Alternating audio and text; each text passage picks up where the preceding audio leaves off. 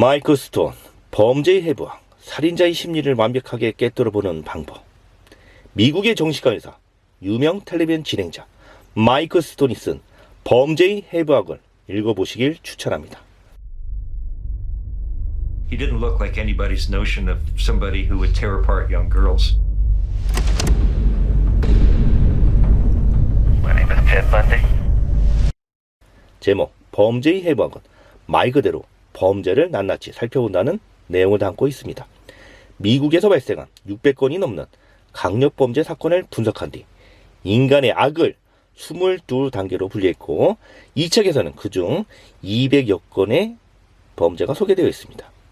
스톤이 22단계의 악의 등급 분류책에 따르면 가장 약한 1단계의 악은 정당화될 수 있는 살인이고, 가장 강한 22단계의 악은 피해자에게 고통을 주고 괴롭히고 병적인 쾌감을 맛보기 위해 행하는 사디즘적 고문살인이라고 주장하고 있습니다.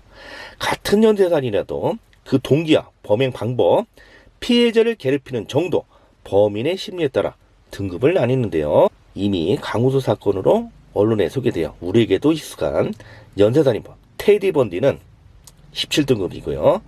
버지니아 공대 총기살인범 조수기 사건으로 재조명된 텍사스대 막로 다중저격 살인범 찰스 시스먼은 8등급을 받았다고 합니다. 이 책에서 테디 번디 같은 악명 높은 범죄자들의 엽기적인 살인사건, 사이코패스, 범죄자에 대한 병적 증세, 성격장애, 심리분석, 접근 방법, 사건의 줄거리 등을 소개하고 있어 범죄 사건에서 많은 관심을 가진 분들에게 풍부한 이야기거리를 접해 있었다고 생각합니다. 테디 번디를 간략하게 말씀드리면 미국의 이제 연쇄살인범이고요. 이 사이코패스란 신조어를 만들어냈으며 죽는 순간까지 억울함을 호소, 사랑하는 연예에게 끝까지 거짓말로 일관했으며 사형 집행 순간에서야 교도관에게 실은 내가 30명의 이상의 사람을 죽였습니다 라고 말했을 정도로 교활하고 잔인한 살인범이라는 것이죠. 책 표지를 보면 이 사형 집행을 위해서 수용자가 눈을 가린 채 의자에 앉아 있고요. 경찰관 2명, 그리고 앞에 있는 사람의 책의 저자 마이클 스톤이가 맞습니다. 마이클 스톤이 맞습니다. 미국 최고의 정신과 전문의 600건의 살인사건 같은 문구가 제일 먼저 눈에 띄고요. 600건의 살인사건을 낱낱이 해보였다고 어떤 내용들이 이어질까 궁금했던 부분이 있었고, 그래서 이 600페이지가 넘는 책의 두께도 이에 대한 궁금증을 자아내고 있습니다. 어쨌든 이 책에서 언급된 사례들 중에서 비교적 가벼운 충동살인부터 연쇄살인, 가정폭력을 서술합니다.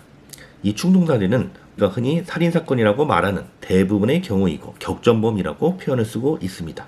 순간적인 화를 참지 못해서 저질러진 살인이라는 것이죠. 그 반대의 표현이 계획살인이고 그 중에서 세상을 경악케 하는 것이 연쇄살인입니다.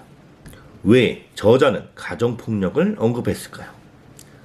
우리는 이 악인성을 가진 악마의 탄생은 선천적으로 볼까요? 후천적으로 볼까요? 아니면 선천적이면서 후천적일까요?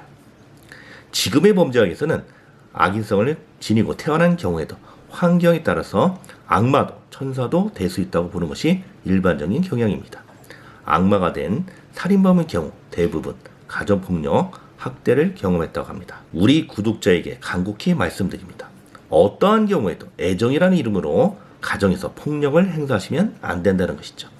악의 심리가 형성되는 데는 여러 가지 인자가 복합적으로 작용하는데요. 유전적 불운과 환경적 불운이 더해져 악의 심리가 형성됩니다.